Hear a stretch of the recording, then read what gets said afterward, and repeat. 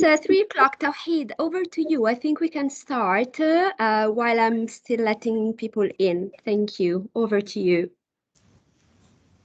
Thank you very much. Let me just put my video on. Hello, everybody. Thank you very much for joining. I think I see people coming in as we speak. Why don't we just give it maybe another 30 seconds or so? Yeah, maybe, because okay? I still see it takes a few seconds. So yeah, just one more minute. Meanwhile, thanks everybody for joining us and happy Refugee Week to everyone.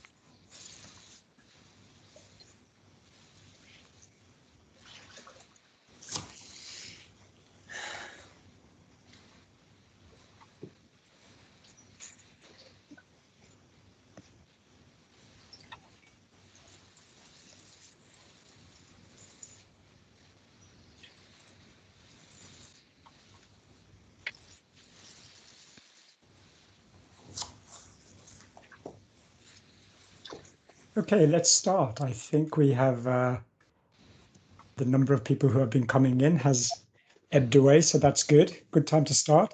Hi, everybody. My name is Tawhid Pasha.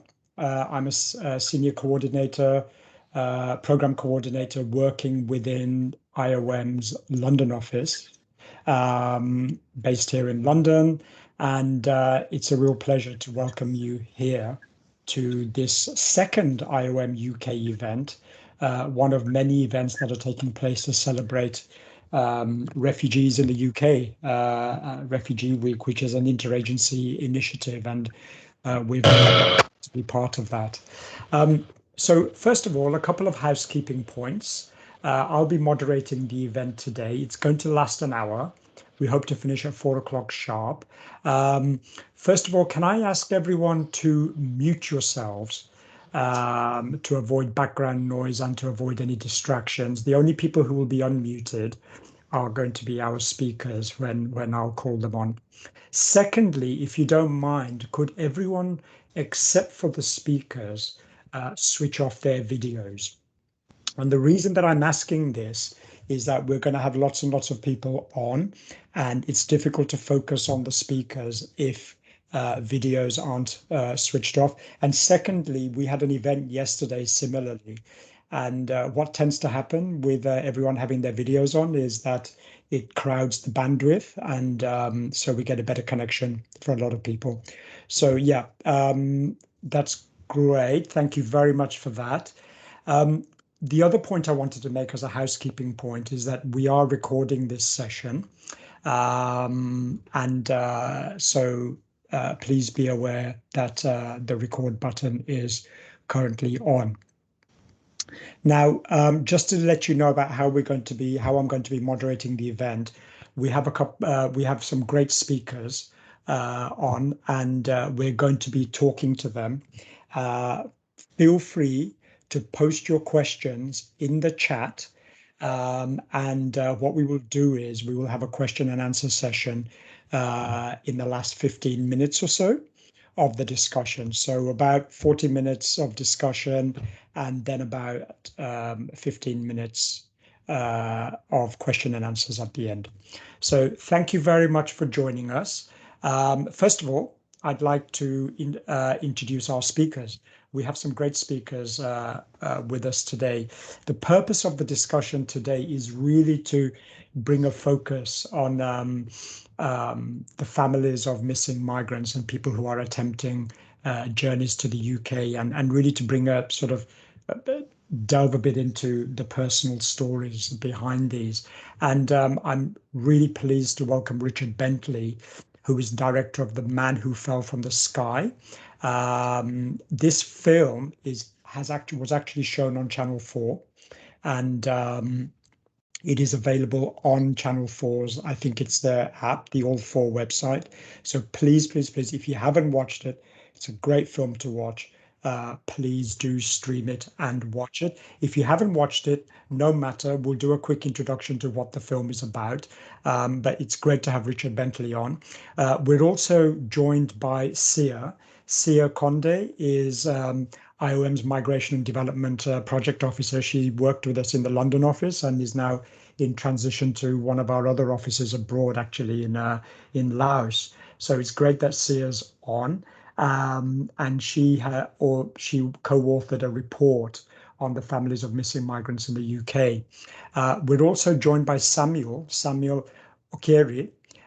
Samuel is a lecturer and researcher at the University of Bristol, and he contributed to this piece of research by actually interviewing the families of missing migrants. So Samuel, it'd be great to get your reflections. And last but not least, we have Ahmad Al-Rashid.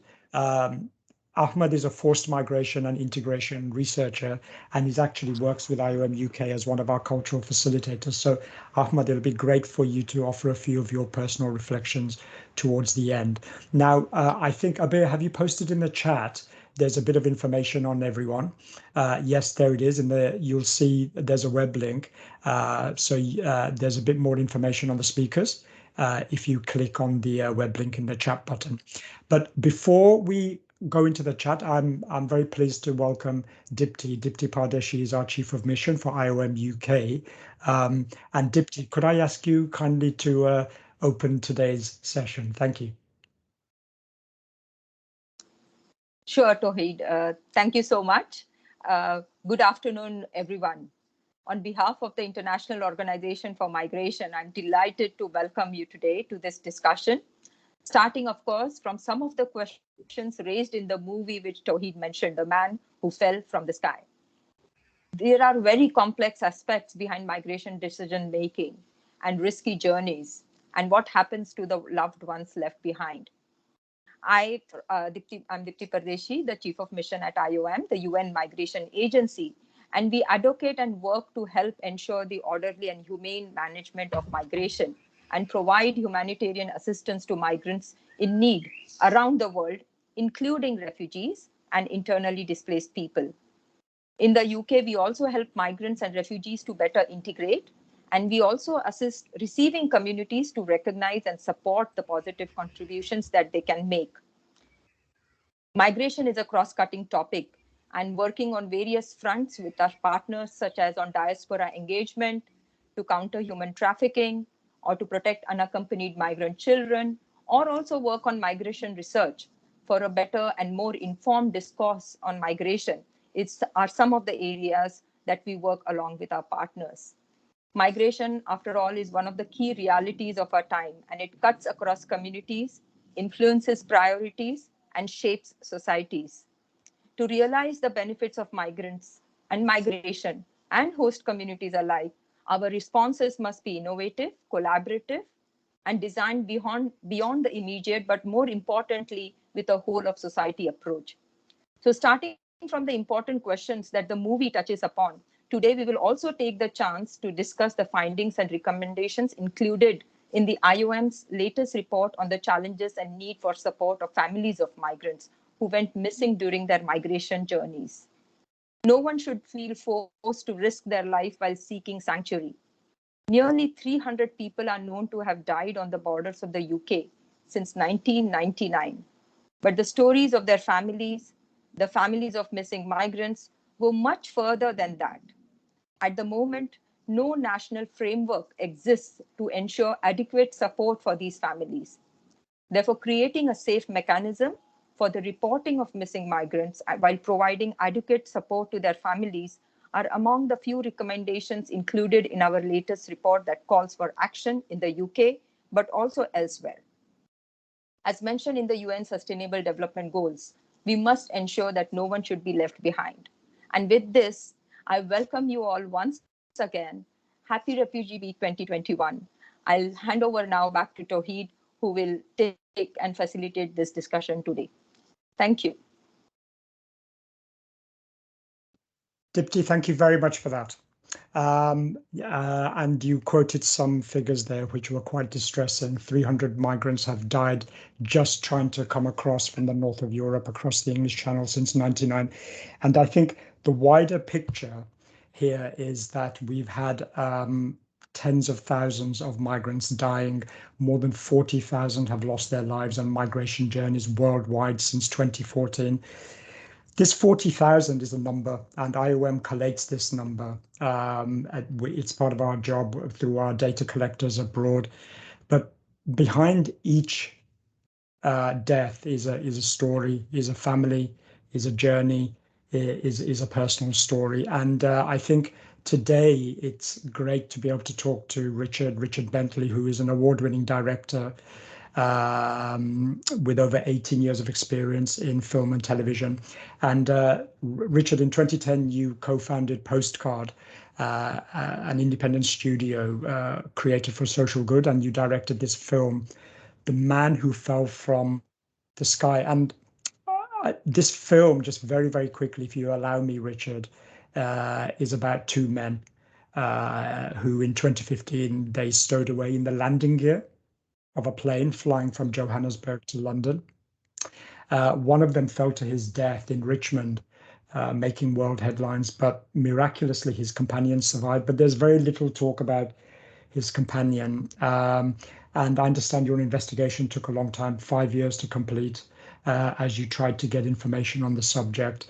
And I think your investigation took you all over the UK and the world. So it'll be great to hear from you, Richard. And just a quick question as a starting question to you, Richard. You started investigating this chilling phenomenon. Why? What prompted you to do this? Hi, everyone. Thanks for having me today.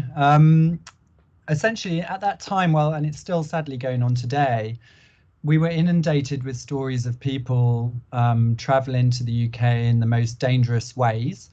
And it seemed sort of it seemed completely unbelievable that they were headlines, but they were never followed up. We never found out who they were. We never found out what the circumstances were that led them to it. And every time I had a conversation with someone about this particular story, everyone was shocked and sort of appalled that this had happened, and they'd ask, where has this person gone? What's happened to him? But no one seemed to be doing that. So I suppose it was a want. It came from a desire to see if we could, make a film that follows one person's story. But, I suppose our hope was that it would be a journalistic tribute that would give a voice to many others by telling this one individual story. That's how it started. Richard, why did it take 5 years to do this investigation? Well, I suppose I have to be sort of slightly careful about how I tell this bit of the story, but I obviously got off to quite an eager start, and thought that I'd be able to find answers relatively quickly. And I think it's fair to say that the majority of the obvious places that you would start calling around weren't particularly willing to assist me or to give me any information. So I essentially, when I started out, I was really optimistic. I knew that it was a challenge, but I thought that there would be lots of organizations, that might be able to help me out. I thought that it would be a lot easier than it turned out to be.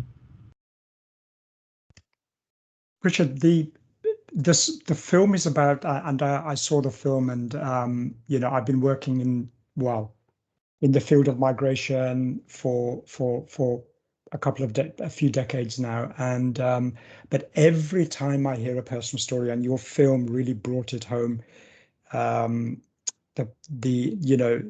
the depth behind the stories and the reasons that people are making these journeys.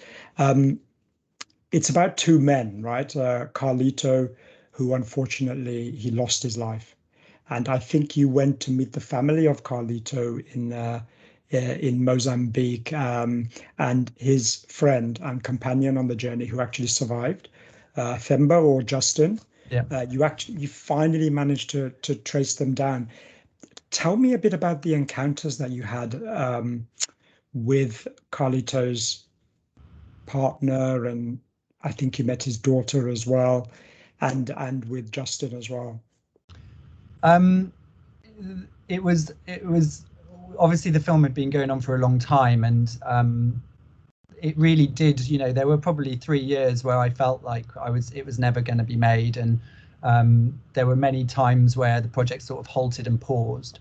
And then through social media, I managed to track down one of Carlito's schoolhood friends, and he was one of the first people to be very willing to share some information he had about Carlito, to explain who Carlito was and what he was like as an individual. And for the first time, I sort of felt like I got a picture of this person that I only had like a scrapbook full of information about. And that relationship built, and he invited me to go out to Beira in Mozambique, and he was confident that Carlito's loved ones would be willing to talk to me.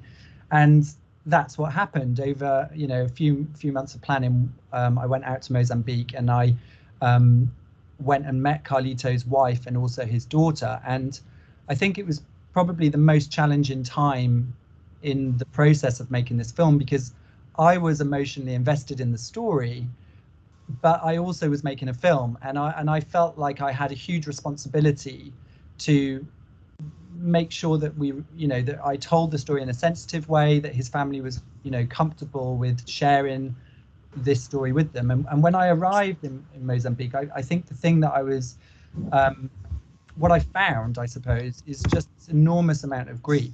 And what I knew was already a tragedy became even clearer when I was sat in their home chatting to them. And if anyone's seen the film, there's a moment where I show a picture of Carlito, and it was the first photograph that his daughter had ever seen of him. And I think that, you know, I'm not from, I'm an expert in migration at all, but I think that was the there is another one in my room. that this headline that we'd read in the UK had, you know, behind it was this absolutely tragic story for many, many people, and something they were still coming to terms with. So it was a real sort of, I don't know, it was, I think it was a really, it was probably the biggest challenge throughout the 5 years was that couple of days that I spent with them, because it all became very, very real. Just a quick housekeeping point. If everyone can keep their microphones muted and their videos off, apart from the speakers, that would be great. Richard, you know, you were speaking about his partner and his daughter. What really struck me in the film was Anna, his partner, and I think she thanked you and all the people who continue to recognize, and these are her words, who continue to recognize Carlito as a human being.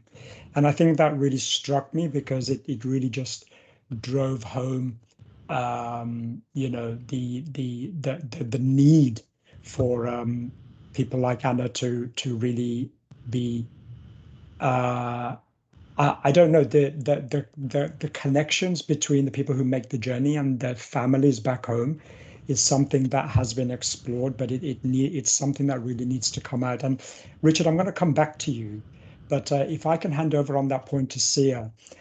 Sia, you've been looking into this aspect particularly, and you co-authored a report on the families of missing migrants, and it's entitled Their Search for Answers. I think, Richard, when you spoke to Anna, I think in a way you were possibly closing a loop or a circle, or providing some information that wasn't there. So tell me a bit about the report that you helped to co-author. Thank you, Tawhid, and thank you for having me today. And hello, everybody, and thank you for joining this commemorative event.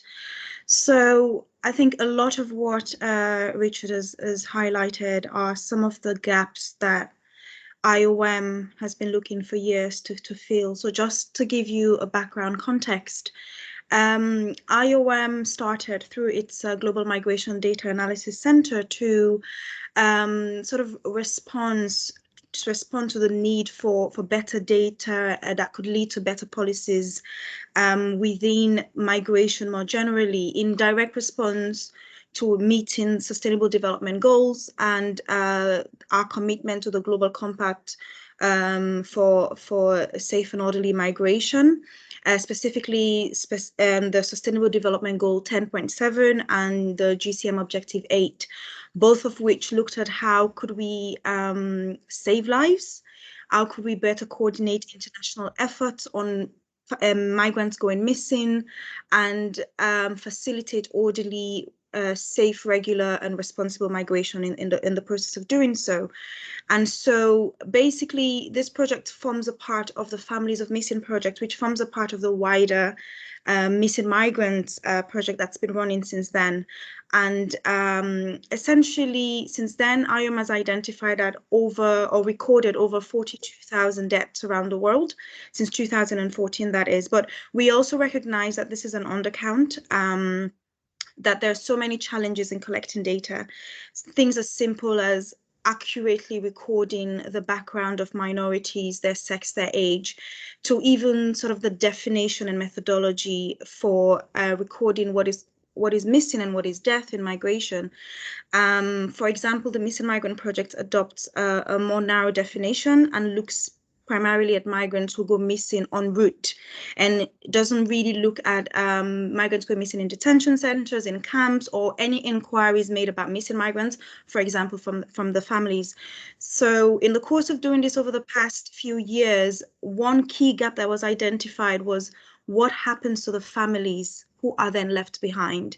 What are the support for them in their search for their loved ones? And so the Families of Missing Migrant Project was implemented in the UK, in Spain, in Ethiopia, initially in Tunisia, but later as well in Zimbabwe, to specifically answer those questions. And in the context of the UK, highlighting the number that Dipti mentioned in her opening remarks, the fact that since for the past 20 plus years, about 300 people are known to have died trying to get to the UK. And this again are underreported numbers. These are just numbers captured from people who've gone missing around the northern European coastline, so France, Belgium, the Netherlands, and those who may have gone missing shortly after they crossed the English Channel into the UK, or come, as the case of Carlito, through being stowaway into the UK or some other means.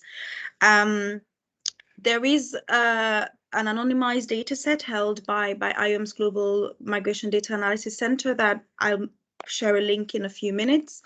And so in as much as there's been a lot of effort to record these numbers, there's still data gaps in terms of understanding the approaches, the response of the family, their needs, their willingness or desire to be engaged in this process. And so in the UK, we approached this in two ways. We conducted the research, which we started toward the end of 2019, and we worked on for the entire 2020 and up till a few months ago, is A, what are the families themselves, their needs and their responses and engagement, and B, what are the institutional responses to this? So we're talking about the police, civil society, other government or local government authorities like local authorities and so on. And that is essentially what the project looked at. And a lot of themes emerged, and these themes relate to what Richard mentioned earlier. So themes such as who are the organizations working on this? What are the information available or the gaps? What are the faces behind the numbers, and how are those faces identified and dealt with and managed? What about the families behind the migrants themselves, in the case of Hannah, and what are their needs and what are the gaps in meeting those needs? And just generally, how do we move forward in terms of meeting those gaps, creating those support to engage those families in this process so that the missing migrants themselves are accounted for as individuals. There is support for organizations who want to work with them. The families are involved in the process, and there are specific protocols or systems put in place to respond and support families, with the families themselves as core actors in this. There are a lot of recommendations that came out that I can discuss in a bit more detail, but that's just an overview so you understand what was the background behind the report. Let's come back to those recommendations in a bit. It'll be good to get your reflection on that. But at this point, I'd like to bring in Samuel. Samuel, you're a lecturer and researcher at the University of Bristol, and I understand that you interviewed 23 families of missing migrants, and in which provided the depth of substance for this report. Could you tell us a bit about, you spoke to these families, and, you know, what came out to you, what struck you when you were talking to them? So I mean, just very briefly, I think the points made by Rich and Sia are, very pertinent to this project. The fact that much is known about the involvement of people in sort of precarious journeys to get to the UK, and very often we hear about, boat disasters, and in more recent times, people, losing their lives across the English Channel, but relatively little is known about the lives and outcomes of those left behind, i.e. family members, although, behind all of these deaths are family members who are really dealing with a lot of trauma, as our research found. So we did, or I interviewed 23 family units from Somalia, Ghana, Nigeria, and Pakistan, as well as Sudan. And one of the key things we found, or I found from the study, is the lack of support for relatives searching for their lost or missing loved ones, and many of the obstacles, I think a couple of them were raised by Rich as well. So for family members themselves trying to trace loved ones who have gone missing in the course of migration, there is very little information that one can find. So assuming you've lost a relative who went missing in, say, Libya, unless you know sort of the specific space or place, or persons with whom they were at the time they went missing, it's really hard to trace that journey. But here in the UK, one of the things our participants kept saying to us was where they go to start the search itself. So you've arrived in the country, there is the overarching issue of immigration related challenges without having been able to regularize your stay. Our participants told us that it's really very hard to do anything really when you are in a precarious position yourself. So for many, there were a myriad of challenges, ranging from the issues to do with where to start the search, issues to do with trying to regularize their own stay and address socioeconomic challenges, because a lot of these things require money, resources, contacts, and so on and so forth. And if you are in a precarious immigration condition, you aren't able to work, you are facing accommodation and other challenges, it really makes it difficult to focus on any other thing, including the search for your lost or missing loved one. And then there are the personal sorts of problems these challenges lead to. A lot of the people we spoke with are in conditions of severe depression, psychological trauma of various sorts,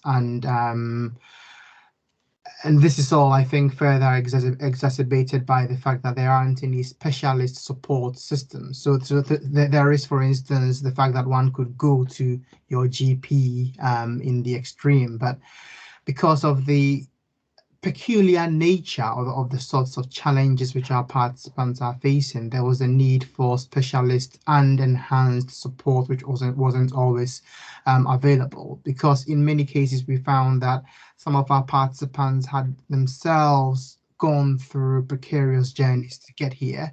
So they were already in a very, I think, heightened state of emotional and psychological distress. And then there is the added challenge of trying to figure out what had happened to their loved one who was trying to join them here in the UK, or who was traveling to some other European country. And so there are all of these multifaceted issues which our study discovered.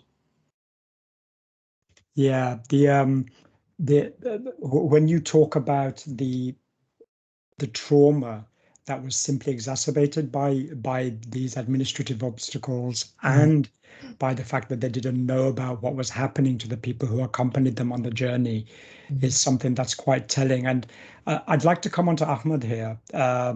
Ahmed Al-Rashid, who's currently an integration researcher and a forced migration researcher, but also a cultural facilitator for our London office. Ahmed, you had personal experience yourself of undertaking a dangerous journey, and maybe some of the issues that the movie, that the Man Who Fell from the Sky touches upon may ring a bell with you. Tell us a bit more, Ahmed. Thank you very much for having me. I think one of the key issues is that when we look at these journeys, it's not from point A to point B, and this is the end of the story. They are much more complex. There are lots of destinations, and the decisions, in terms of where to go and where to head keep shifting and changing. Countries that used to be, for example, for me, a destination country, they changed. It became like a transit. The other thing also, for me personally, when I undertook this journey, Europe was never the intended destination. When I fled Eastern Aleppo in 2013, the intended destination was Iraq, Kurdistan for a few months till the situation improves, so I'll be able to go back to my family.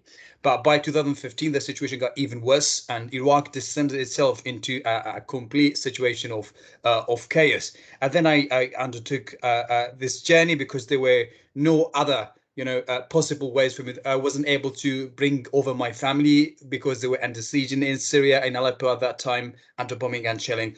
I also had to undertake the journey because I did not have my documentation. My passport was confiscated. I didn't have my proof of ID. I could not apply, for a visa on a legal way. So the only escape at that time was smugglers and human traffickers, because in most of these cases, these people would turn into, the only option.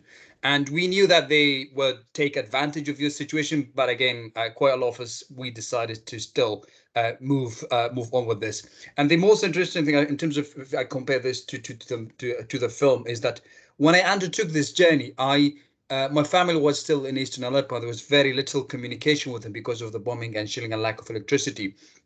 But I've made the conscious decision of not telling them about what I was doing, because this would put them in a very, very kind of precarious, they were already under quite a lot under bombing and shelling, and I did not want them to still, kind of have the burden of thinking about me. So one thing I did, I sent an email to my wife at that time, and I told her, look, this is an account that I created, and I'm going to go on this journey, but please do not tell my parents. And I'm gonna give you this. This is the email. This is the password, and I'm gonna document, take pictures and videos of my journey. In case something goes wrong and I lose my way along the way, or I lose my life along the way, you would tell my family that I've did everything for them. And I think this is one of the kind of similarities when you look, at the film and my personal experience. And also had another experience, for example, with two of my brothers who fled Syria to Libya. And it's supposed to be a destination country, and soon after that, the country descended into a complete state of chaos. So they were supposed to be on the Mediterranean on a journey, and we lost contact with them for about 2 months. We did not know. We've received hundreds of pictures and images and Facebook groups saying like they've drowned their fishing boat capsized near Italy, and we were living like in a situation of limbo for 2 years, every single night, going to bed thinking about how they died, they're suffering. And we were quite lucky because eventually we figured out that they were detained by a group of non-state actors in Libya. They were tortured, detained, but eventually, compared to the destiny of what happened to others in the Mediterranean, we felt that we were quite lucky. Ahmed, just thinking about, you're talking about Libya this morning. I don't know whether you followed the news, but a boat containing 215 or so people was actually turned back around, or rather a boat rescued 215 people in the Mediterranean, and the Libyan authorities took them back to Libya and put them back in detention. And this is an action that's been condemned by UNHCR and by IOM, but that's breaking news today. Richard, while Ahmed was talking, I saw you sort of nodding your head when Ahmed was talking about how he asked his wife not to share details of the journey with his parents and others. Something similar came across in your film when you interviewed Anna, I think. What are your thoughts? Yeah, well, I'm really sorry to hear about your experiences. I think as someone who had no personal experiences of their own, when I started making this film, I just couldn't quite get my head around how there isn't more support. I know you've been talking about your report, and it just I cannot believe that there isn't more support for people, and that the circumstances. I think the thing I learn, and when people talk to me about it, is that, you know, people can end up in a situation where there are no other options, and that's you know, they have to make, you know, these decisions. And and as someone who, you know, is very fortunate, I just can't believe that there isn't more compassion. And when we spoke to Anna and Shamila in Mozambique, you know, Carlito hadn't shared what he was doing. He'd left to try and find work to try and improve their lives. And she had absolutely no idea what had happened to him for quite a long period. And the only reason she did find out what had happened to him was that Interpol sent the local police to do a DNA sample from her daughter, because there was a suspicion that her husband had been found in London. And so that, just the way that they found out, was really traumatic, you know, and I'm not sure how well managed that was. It was incredibly it was incredibly shocking when she sort of went through the accounts. You know, she was desperately worried about him. He'd been missing for a long time, and then essentially what happened was that, you know, all these armed police turned up and did this test on the daughter with very little information or any compassion towards her at all. When Ahmed was talking, Ahmed, you were talking about, you knew the dangers, but this risk had to be taken given your situation that you were leaving. And similarly, Richard, with Carlito, and when you were talking to Justin, his companion who survived, these are two intelligent guys, and often the media will ask, why would they take such a risky journey where your chances of survival are what? Close to zero. Well, yeah, no, it's there's been 109 attempts around the world historically of people stowing onto the wheel well of planes, and there's only 24 survivors. So it's an incredibly risky thing to do. You know, as you say, they are very intelligent. You know, they'd tried their best to make it as safe as possible. The reason that they'd got on the flight from Johannesburg to London was because they knew that the plane would be traveling over land rather than water. If they'd gone to the United States, it would have been colder. So I think it's only when you hear it firsthand from someone that you can even start to comprehend the circumstances that they had found themselves in. And the fact was that they felt that there was no other option. It was worth the risk. And, you know, I think a lot of people, when we talk about these journeys, just boil them down to quite simple arguments. And actually the reality of it is that it's very complicated, and quite often there's a huge amount of different factors that are playing into the personal circumstances of individuals. And that's something that I've definitely taken away from my experience. One of those personal circumstances was Justin himself. He was living in Johannesburg, right? And he became almost like a brother to Carlito, and he himself was homeless, I understand, living in a tent. So obviously very desperate economic situations.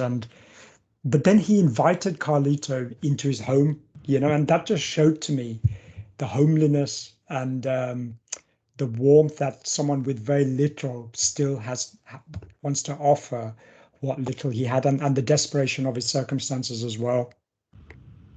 Yeah. Yeah, you were talking about the various reasons behind the journey. Well, Justin, when I first met him, Justin told me a little bit about his background. You know, he'd been brought up by an aunt who had looked after him, and he that was his one family member. He'd been going to school, and sadly that lady passed away, and quickly he found himself as a minor living on his own in a property. He tells the story of the fact that the local community turned against him because he had this house and that they wanted to take it over. And so really quickly he found himself going from a very stable family environment to being a minor living on his own, and that's how he had ended up homeless and living in the tent when he met Carlito. And I think they did form this incredible bond because of the circumstances that they'd met each other in. I want to come back to Sia.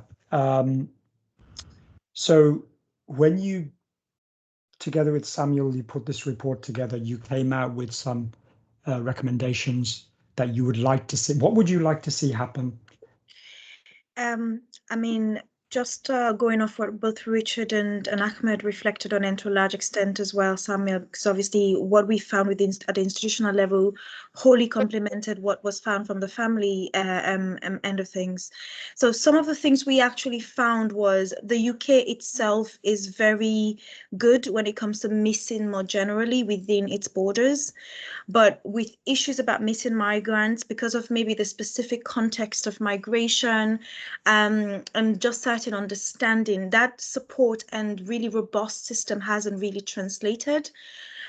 There are, however, institutional actors who are working in this space, specifically civil society, but also even the families themselves. They're organizing at the grassroots level, utilizing their diaspora networks. Mind you, some of those families themselves are migrants. They may have migrated in some form or another, even within the same country or from elsewhere to the UK. And a lot of them have extensive networks that they utilize. What we found was there was not a middle ground for this. And I think the word that keeps coming up repeatedly is from Richard, from Ahmed, and from Samuel, from his experience with the family, is the support. Where do they go for support? And so one of the things that was recommended was to perhaps support with the creation of a one-stop multi-agency that would facilitate the creation of a protocol that specifies roles and responsibilities for key actors. So the role for the police, the role for the civil society, the role for families, and also other grassroots and diaspora organizations, for example, in the support for the search, or in the support for another crucial piece, which is when people do, in the case of Carlito, eventually and unfortunately maybe lose their life in the course of their journey, how is that sensitive issue handled? How is the body repatriated? How are the estate of the deceased dealt with, and what is left behind for the family to hold on to? How can they participate in systems? And because, like I said, there is a system in place, for example, in the UK, the coroner courts get involved in the investigation of a death in such circumstances. But in many cases, the families abroad do not even know that this has happened to their loved one. In the case of Hannah, maybe she wasn't even involved in the coroner inquest that went into it. There have been similar stowaway cases, like in 2013, the case of Matada. And we saw recently with the case of the Vietnamese migrant who died in the lorry. And it's all those sort of nuances about how do you get their families abroad involved. So the recommendation is this multi-agency will act like a one-stop for the creation and facilitation of this protocol, but also to assist those in their search. It would be sort of a system that would facilitate the creation of a database where people can make their information known without the fear of retaliation or a consequence, for example, for families who do not have a regularized status, for example, in the UK, but who might see that as an obstacle or a challenge or a deterrent to approach authorities and get them engaged.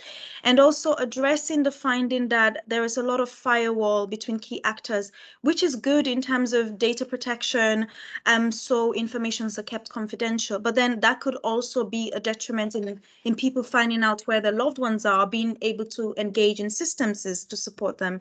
So, so facilitating protocols that enable cross-sharing between agencies, facilitating the protocol, facilitating a one-stop shop where families can go for support. So these 3 or 4 are some of the key recommendations that we found. I think underlying all this is the Missing Migrants Project since 2014 and the Families of Missing Migrants research has essentially confirmed that people will continue to migrate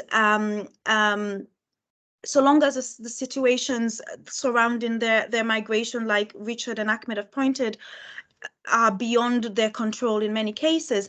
And moving forward, our hope is that stakeholders in the UK would develop procedural frameworks specific to the context of missing migrants, and to support people to report their missing loved ones and engage with the processes, because this is a humanitarian issue. People have the right to know what has happened to their loved ones, regardless of their status. And we hope that the relevant stakeholders could come together in facilitating such systems as to support families of missing. Thank you very much, Sarah. I want to come to Samuel in a bit just to offer any other additional reflections that came out. But just before I do that, we're in the last 10 to 15 minutes of our discussion, and our friends on the line, if you want to post any questions to the speakers, please feel free to do so in the chat function. Samuel, over to you. If you what came out that needs to be done on top of what Sia has been talking about. Sure. So in addition to the points Sia has made from the viewpoint of our interviewees, I just want to focus on three sort of key points. One was, general awareness in no particular order, general awareness creation, because as I said, we found that relatively little is known about this specific aspect of the issue. So there may be the media focus on lives lost and everything, but it can be very fleeting. In a week or two, that is gone, and then there isn't much being said about the fact that there are relatives and families left behind who are dealing with the trauma. There's also the lack of psychosocial support. So as I said, if you've lost a loved one, we can think of all these relatives whose names have come up over the last couple of minutes. If you've lost a loved one, and you are searching for, or say you are searching for the person, it comes with a lot of emotional, psychological baggage, and that there must be some sort of support, specific specialist support in place for such matters, including, we found, even for those who have found their lost or missing loved ones, because the pain still rests with many of them. There's also the issue of why people are making these precarious journeys in the first place. And so very clearly, I'd say probably the most significant issue our participants raised was the need for provision of more safer migration options, such that people don't have to resort to these precarious routes, which are obviously not just more dangerous, but also more expensive. If there were safer routes, people wouldn't be paying for what are sometimes 10 times more expensive options and facing the risk of going missing or losing their lives. And then you have families left behind with the scars as well. Yesterday, we had a webinar on my stories of migration and displacement, and it had a focus on why it was important to give those migrants and refugees the power to tell their own stories. And in this case, obviously, Rich, Carlito couldn't tell his own story. Why do you think it's important to be able to do that, and to sort of shift the media focus away from just numbers? I think as a filmmaker, it's amazing to watch how audiences engage with an individual story. I think it's quite often easy for audiences to shift responsibility or to shift thought about an issue onto each other if it isn't a personal story. But what's quite amazing is when you tell just an individual story, and when an audience feels safe and they get to know an individual, of course, they see lots of parallels. And this sounds really very obvious, but I think when we set out to make this film, we intentionally wanted to tell just one person's story, because what we hoped was that would start a conversation on the sofas at home, that by the end of the hour that people would feel like they'd got to know a little bit more about these individuals, and then next time that they read a headline or next time they see a report on the news, that maybe they'll just take a moment to think about the broader context of that, to think about maybe the personal circumstances that that individual has found themselves in, and also what effect this headline may have on the loved ones of those people that are involved in it. And Ahmed, coming back to you, well, you related something that was quite powerful, you know, and if you're given the opportunity, Ahmed, how would you want to ensure that these stories are being told? I mean, one of the great things about my own journey, there was parts of it was captured for the BBC documentary Exodus, Our Journey, and I found it to be quite powerful because one of the things that I've noticed over the past 6 years or so is that the minute when you start talking to people about migration and you put figures and stats, you know, and faceless numbers, people become quite scared, you know.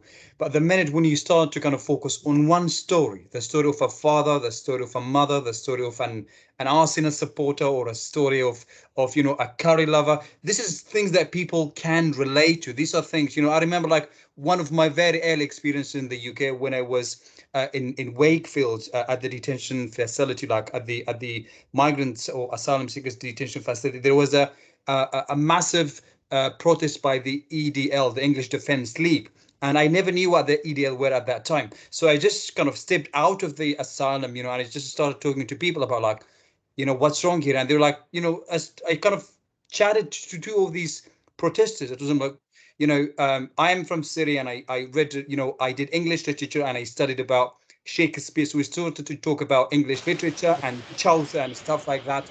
So, and you know, afterwards, you know, we became friends. And this shows, you know, the kind of when you were talking about one individual, one story, people can relate to, unlike when you talk about millions or stats and figures. This is where things can get a bit more complicated.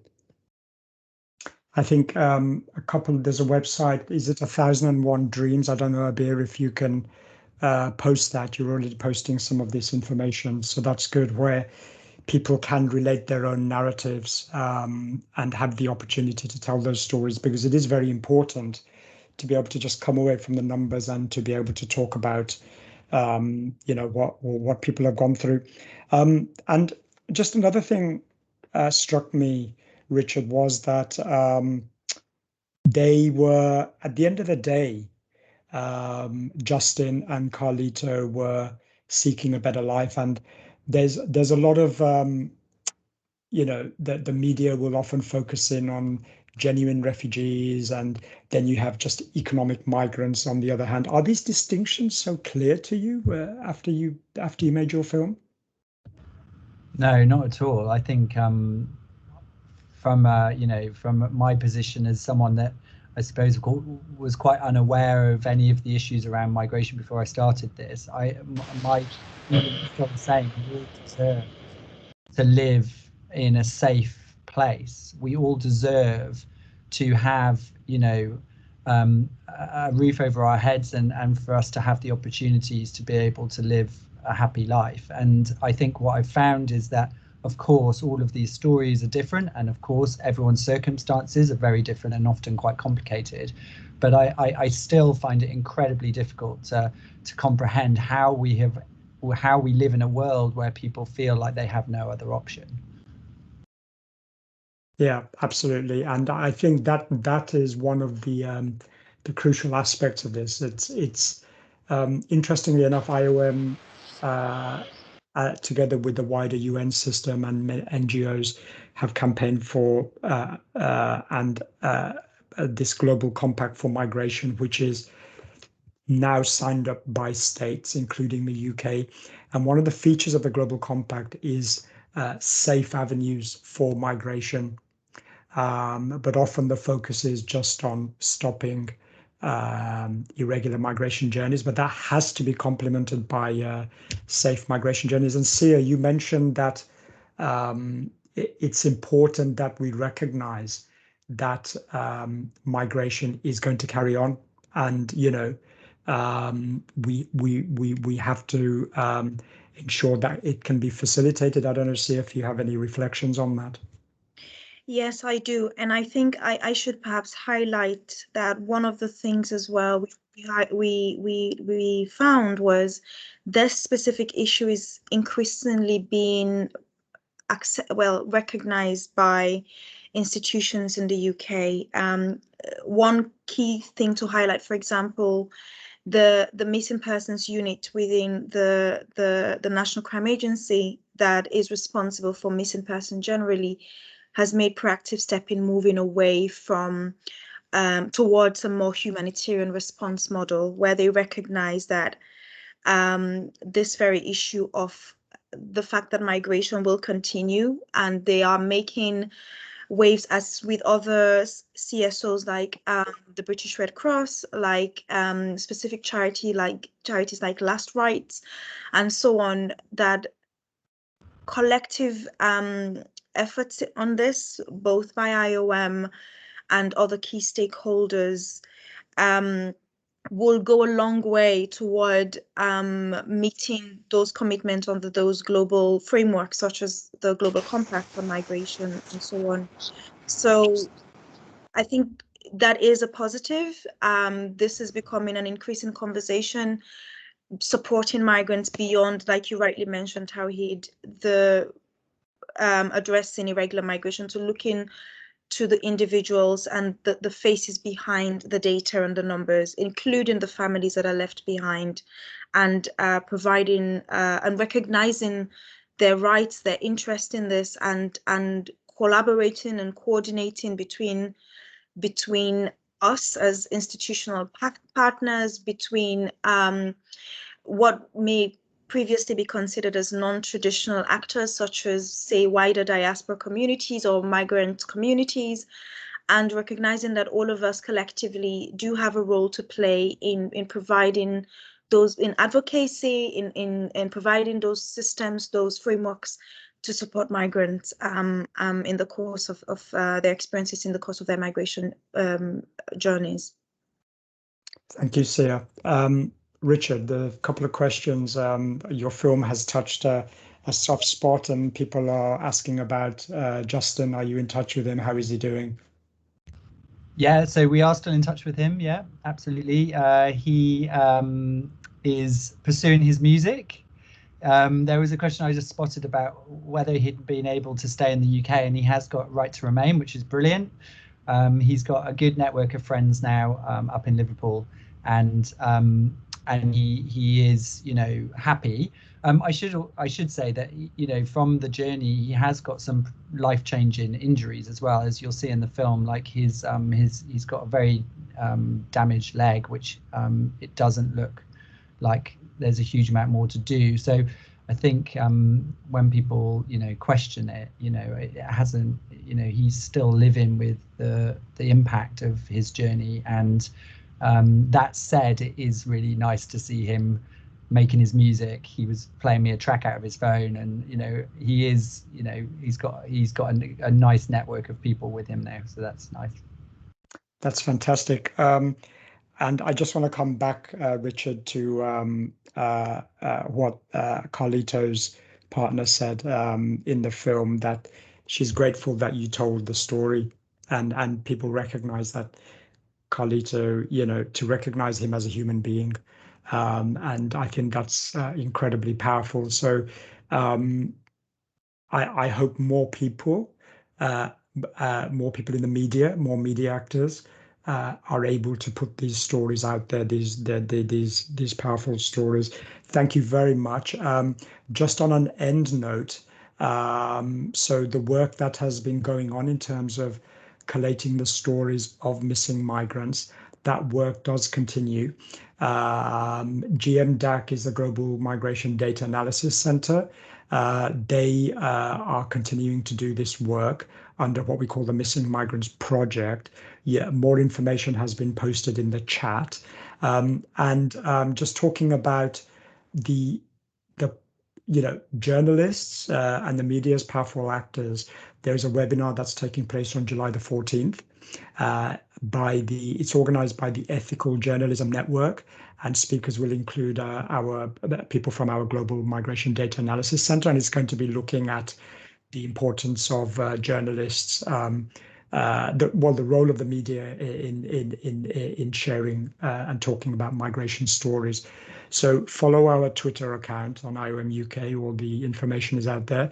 I want to say thank you very much, Ahmad, for coming and sharing your experience. Samuel, for sharing your thoughts on what needs to be done. Sia as well. And of course, Richard, for sharing and taking questions around the film. Please do watch the film. It's available on the C4 website.